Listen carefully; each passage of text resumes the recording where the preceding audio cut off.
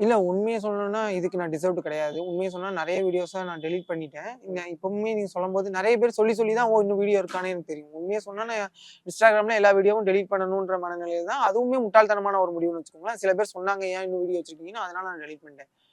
அதுக்கப்புறம் தான் யோசிச்சேன். நான் ஏன் டெலீட் பண்ணணும்? என்ன இருந்தாலும் நான் வந்து யாரோ ஒரு பொண்ணோட வீடியோ வச்சுட்டு இல்ல. என்ன இருந்தாலும் அவங்க என் ஒய்ஃப், என் கூட வாழ்ந்தவங்களோட வீடியோ வச்சிருக்கேன். அத தூக்க சொல்ற உரிமை யாருக்கும் கிடையாது. இன்கேஸ் அவங்க என் கூட முறையா விவாகரத்து வாங்கி போனதுக்கப்புறம் அவங்க தூக்க சொன்னாங்கன்னா, நான் தூக்கி தான் ஆகணும். அத தாண்டி யாருக்குமே அத எடுங்கன்னு சொல்ற ரைட்ஸ் கிடையாது. இதையும் தாண்டி என்ன விஷயம்னா, சில பேர் இப்போ ரீசென்ட்டா என்னைய ஃபாலோ பண்றவங்க பாதி பேருக்கு வந்து நான் மேரேஜ் ஆன பெர்சன்னே தெரியல. ஆ இந்த ஃபேமிலி இஷ்யூ எதுவுமே தெரியல. அதுக்கப்புறம் நானா சொன்னதுக்கு அப்புறமோ, இல்லன்னா அவங்க யார்ட்டயாவது கேள்விப்பட்டதுக்கு அப்புறமோ தான் வந்து உங்களுக்கு மேரேஜ் ஆச்சா? அப்படின்லாம் கேட்கறாங்க. ஸோ சில பேர் வந்து அந்த வீடியோவ மென்ஷன் பண்ணிட்டு, இது யாரு? நீங்க உங்களுக்கு கல்யாணம் ஆயிடுச்சா? அப்படிலாம் கேட்கறாங்க. ஸோ அன்வான்டடான டாக்ஸும் இதனால கம்மியாகும். அதனால அப்படியே வீடியோ வச்சுட்டு இருக்கேன். YouTubeல அப்படியே தான் இருக்கு.